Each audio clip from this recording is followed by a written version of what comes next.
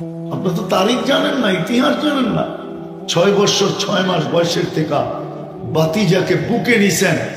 ওলামাদের ভিতরে মতানৈক্য আছে আল্লাহ রসুলের ছায়া ছিল কি ছিল না, কিন্তু আমি বলি একটা ছায়া ছিল, যেই ছায়াটার নাম আবু তালেব। 24 ঘন্টা আল্লাহ রসুলের সাথে থাকে। 5 বছর আল্লাহ রসুলের জন্য অবরুদ্ধ জীবন কাটাইছেন। 44 বছর পর্যন্ত ছায়া ছিলেন। 44 বছর 10 দিন ছায়ার মতো ছিলেন। আল্লাহ রসুল সাল্লাল্লাহু আলাইহি ওয়াসাল্লামের বয়স যখন 50 বছর 6 মাস 10 দিন, ওই দিন আবু তালেব দুনিয়ার থেকে বিদায় নেন। 6 বছর 6 মাস বয়সের থেকে বাতিজাকে নিজের কাছে নিয়েছেন, নিজে লালন পালন করছেন। ওই ব্যক্তি আল্লাহ বলে না, আমাদের কাছে মূল্যায়নের বস্তু ইসলাম, ইসলাম নাই। অথচ নবীজি নিজের হাতে কবরে নামাইছেন, নিজের হাতে। আপনি আল্লাহ নবীজির হাতের ছোঁয়া আপনি জানেন নাকি?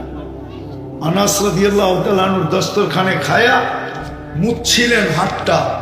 উনি জীবনভর কোনোদিন এই দস্তরখান পানি দিয়ে পরিষ্কার করতেন না, উনি আগুন দিয়ে পরিষ্কার করতেন। আগুন একটা সুতা জ্বালানোর ক্ষমতা ছিল না। দুনিয়াকে উনি তাক লাগায় দিতেন বন্ধুদেরকে, মাঝে মাঝে ওনাদের সামনে নিক্ষেপ করতেন, বাহির করে জ্বালা দিতেন, ফকফকে হয়ে যেত। বন্ধুরা জিজ্ঞাসা করতো, আনাস এটা জাদু? জাদু না, এটা দুজাহানের বাদশার হাতের ছোঁয়া। অথচ নিজের হাতে চাচাকে কবরে নামায় বসে, আম্মি আম্মি মা তারাক্তালি সাবিলা, চাচা আমার জন্য কোনো রাস্তা রাখলেন। সব জায়গায় তো হাতের মর্যাদা পাইলাম, গুলশাবকে ইশারা করতে দেরি, জিন্দা হয়ে চিৎকার দিতে দেরি করে নাই। লব্বাইক ওয়া সাদাইক ইয়া যাইনা ওয়াফা ইয়াউমিল কিয়ামা চিৎকার দিছে আরবি ভাষায়। দুজাহানের বাদশা ভাগ্য খুলে গেছে। বলছে, এত সুন্দর আরবি বলিস, প্রশ্ন করব? বলে করেন। তো বলছে, লিমান তাবুদ, ইবাদত কার করিস? ওয়াফিস সামাই আরশুহু ওয়াফিল আরদি সুলতানুহু ওয়াফিল বাহরি সাবিলুহু ওয়াফিল জান্নাতি রাহমাতুহু ওয়াফিন নারি ইকাবুহু। ইবাদত কার করি? আরশে যার, আকাশে যার আরশ, জমিনে যার রাজত্ব, সমুদ্রের ভিতরে যার রাস্তা, জান্নাতে যার রহমত, জাহান্নামে যার শাস্তি। তো বলছেন, মান আনা, বল আমি কে? আনতা রাসূল রাব্বিল আলামিন, সমগ্র জগতের রবের রাসূল, খাতামান নবিয়্যিন, আপনার পরে কোনো নবী আসবে না। মান আমানা বিকা ফাস, আমি দুনিয়াকে বলে দিয়া যাইতেছি যে আপনার গোলাম হবে, ওর ভাগ্য খুলে যাবে। মান কাদিবা খাবা ওয়া খাসি, যে আপনার গোলাম হবে না, ও চির হতভাগা হবে। যার ইশারায় গুলশাবের ভাগ্য খুলে, অথচ চাচাকে হাত দিয়ে নামাইতেছে। একটু ভাবেন না, যাকে কাছের থেকে দেখলে ভাগ্য খোলে, যার ছুরির নিচে যেতে পারলে ভাগ্য খোলে। বিদায় হজে আল্লাহ রসুল 100-র উপরে উট জব করছেন। প্রথম মনে হয় 60টা নিজে জব করছেন, বাকি 40টা আলী রাদিয়াল্লাহু তাআলা আনহু জব করছেন। আল্লাহ রসুল যখন জব করতেছিলেন তো উটেরা আপোষে লড়তে ছিল, কার আগে কে ছুরির নিচে আসবে। জিজ্ঞাসা করেন আমাদেরকে, উটদের ভিতরে যুদ্ধ চলতেছিল, কার আগে কে আসবে। কেননা যে আল্লাহ রসুলের হাতে জবা হইতে পারবে, ওই জায়া উপরে বলতে পারবে ভাগ্য খুলে গেছে, দুজাহানের বাদশার হাতে জবা হয়ে আসছে। আজকাল তো যুবক জানে না যে নবীর আদর্শে চুল কাটলে কি হয়, কোরআনের আদলে চুল কাটলে কি হয়, ও তো জানে না। ও জানে নেট দিকেই চুল কাটতে হবে, তো শিখে নাই। তাইলে ও তো 50 টাকা দিয়ে চুল কাটতো আর মুস্কি হাসি দিত। যদি জিজ্ঞাসা করতো, এত বড় লোকের ছেলে 50 টাকা দিয়ে চুল কাটতি, তোর বন্ধুরা তো নেটে থেকে স্ক্রিনশট নিয়ে আসে, তুই কেন নিয়ে আসস না? বুঝবি না তুই। কাল কিয়ামতের দিন যখন নবীদের সাথে দেখা হবে, তখন সবার আগে যে হাতটা পাতমু আর বলবো, আপনার আদলে চুল কাটছি, কি দিবেন দেন, বাকিটা পরে কোমরে।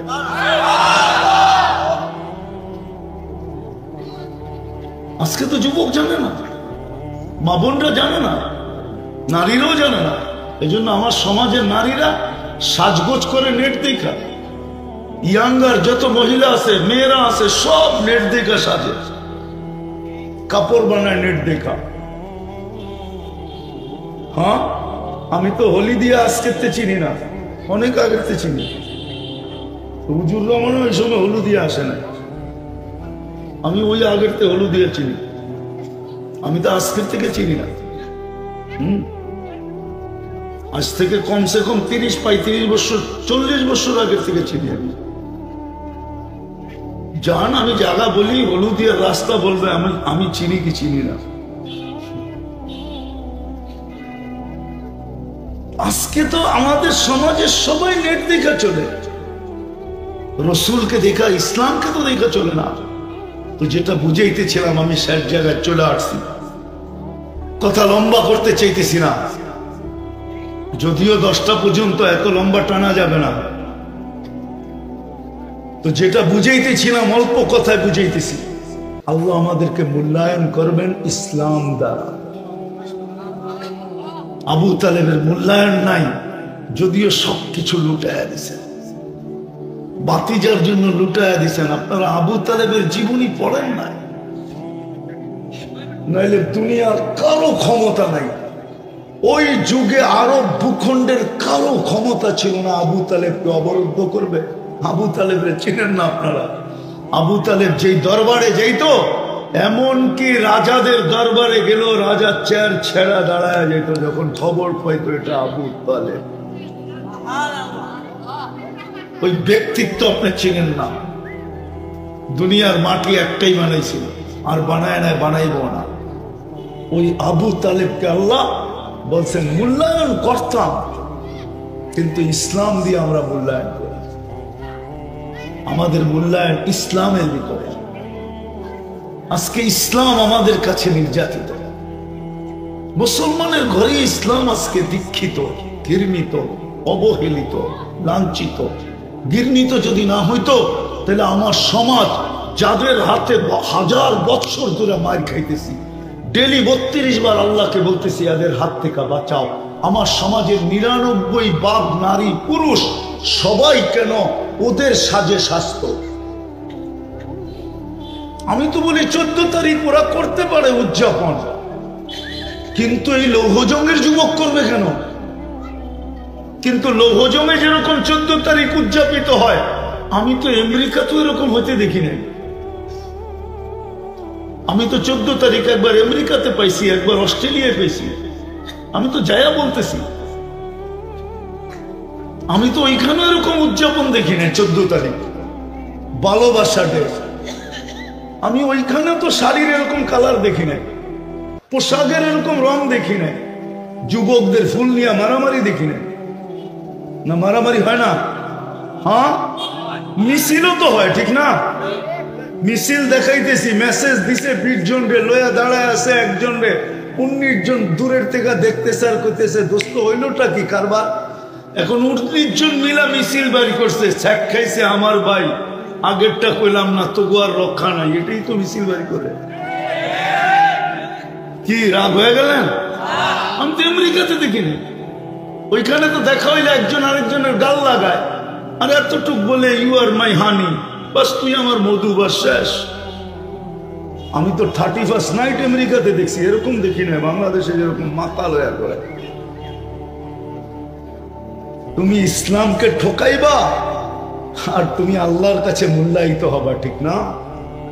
আজকে মুসলমান নির্যাতিত শুধু ইসলাম ছাড়ার কারণে, ইসলাম ছাড়ার কারণে। কিন্তু তারপরও আমি মাঝে মাঝে আলহামদুলিল্লাহ পড়ি, পড়তে থাকবো যতদিন এটা চলতে থাকবে। এখনো আলহামদুলিল্লাহ পড়ি, জানি না অদূর ভবিষ্যতে হয়তো আলহামদুলিল্লাহ পড়তে পারবো না। এখনো আলহামদুলিল্লাহ পড়ি, যে যাক যতই ওদের রঙে রঙ্গুক না কেন, কিন্তু যেইখানে কাগজে লিখতে হয় ধর্ম কি, ওইখানে বিনা বিদায় ইসলাম লেখা দিয়ে আসে, বিদায় এখনো আলহামদুলিল্লাহ পড়ি। আপনারা মনে হয় বোঝেন না, যেখানে ধর্ম কি, যেমন স্কুলে, কলেজে, জমির দলিলে, ঠিক না, পাসপোর্ট, আইডি, যেখানেই লেখা থাকে ধর্ম উল্লেখ করতে হয়, ওইখানে ইসলাম লেখা দিয়ে আসে। আর আমার বিশ্বাস আমাদের দেশে যাদেরকে আমরা ইসলামের বিরুদ্ধে যারা টকশোতে বসা বলে বা ইসলামের বিরোধিতায় যারা পরিচিত, আমার মনে হয় ওদের আইডি কার্ড আনলেও দেখবেন ওইখানেও লেখা আছে ধর্ম ইসলাম। এই জন্য এখনো আলহামদুলিল্লাহ বলি। কি না আপনি বলবেন না? হ্যাঁ, উনি বলতে চাইতেছে না, এটারও প্রমাণ দিতেছি।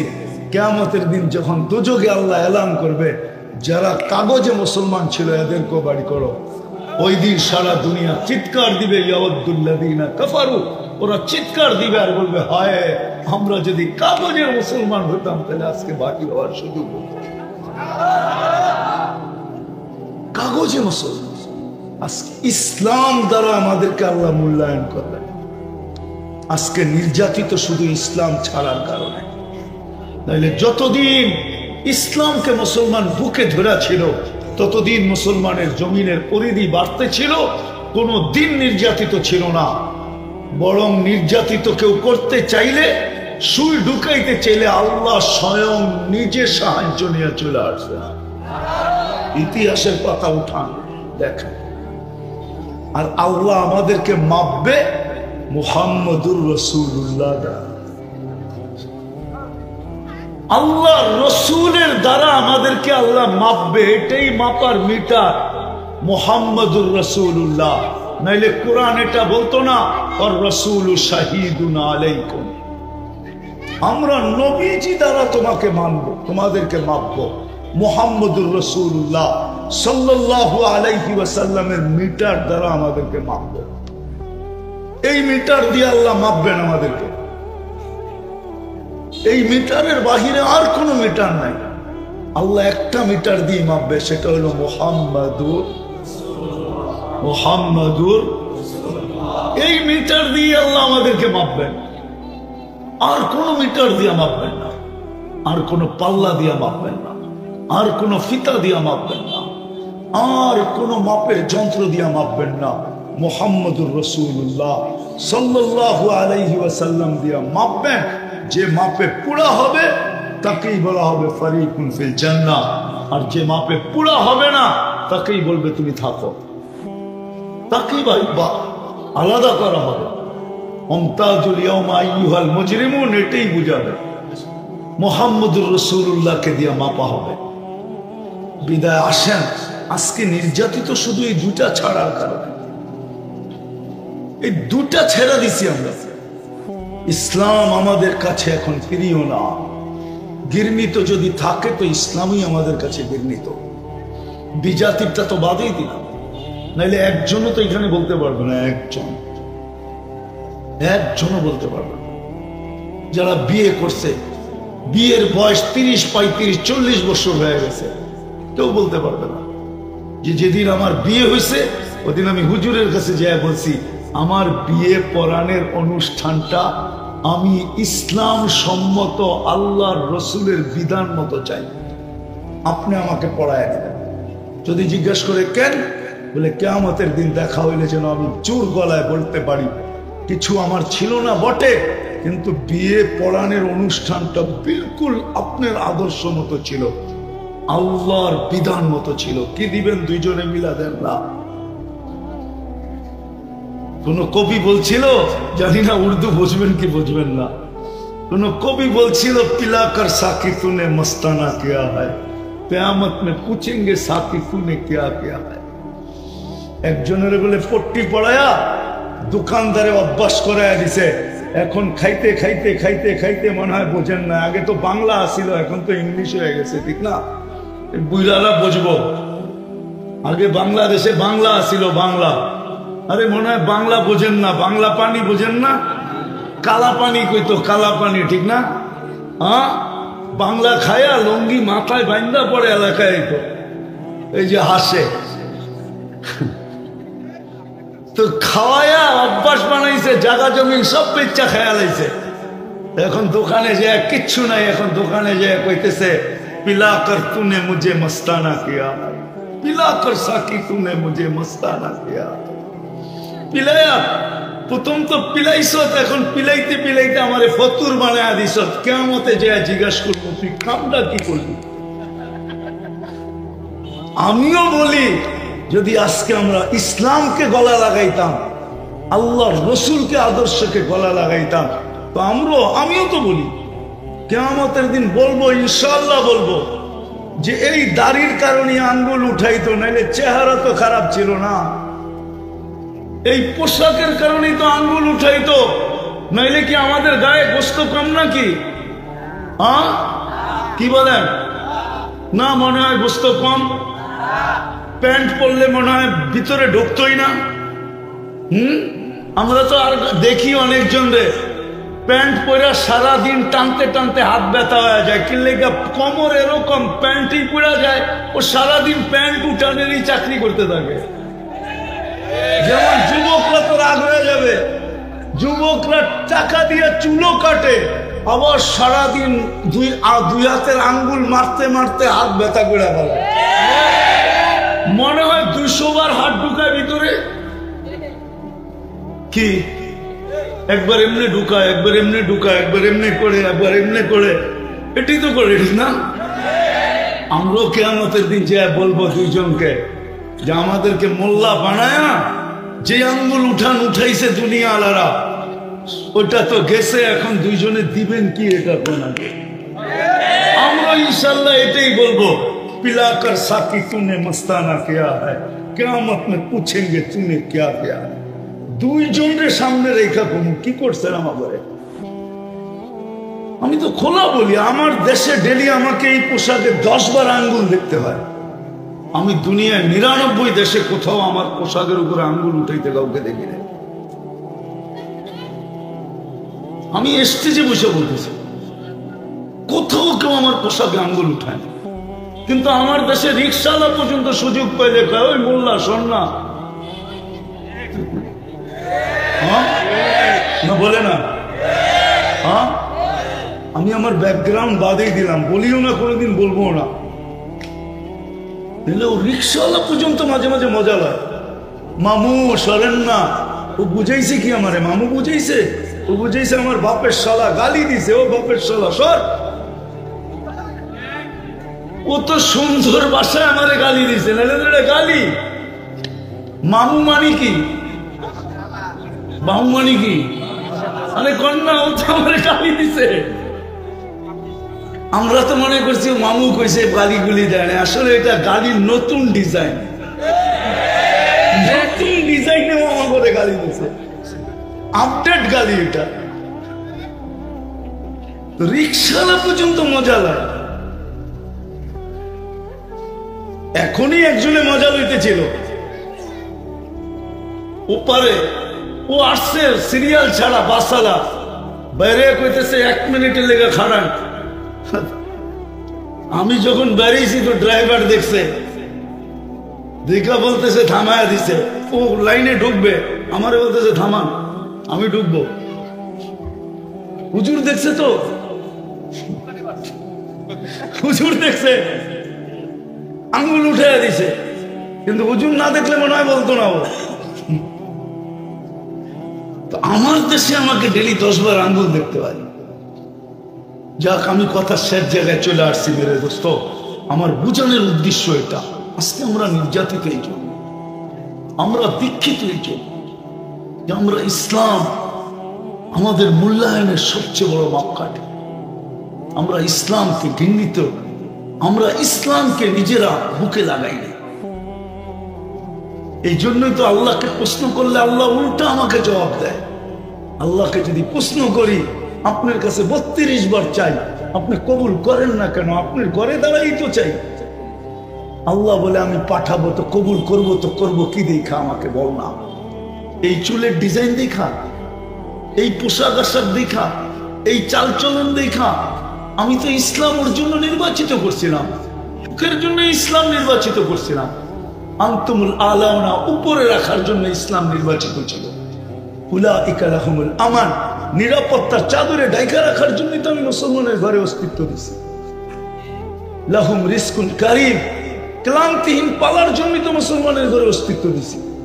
লাহুম হায়া, হায়াতান তাইয়্যিবা, সুখের জীবন দেওয়ার জন্যই তো আমি মুসলমানের ঘরে অস্তিত্ব দিছিলাম, ইজ্জতের মালা পরানোর জন্যই তো আমি মুসলমানের ঘরে অস্তিত্ব দিছিলাম। বলো আমাকে, ইসলামের ইজ্জত রাখলো তো রাখলো কতটুকু? সব বাদেই দিলাম। আমি আল্লাহ ডেলি 5 বার ডাকি, মসজিদে কয়জন আসে?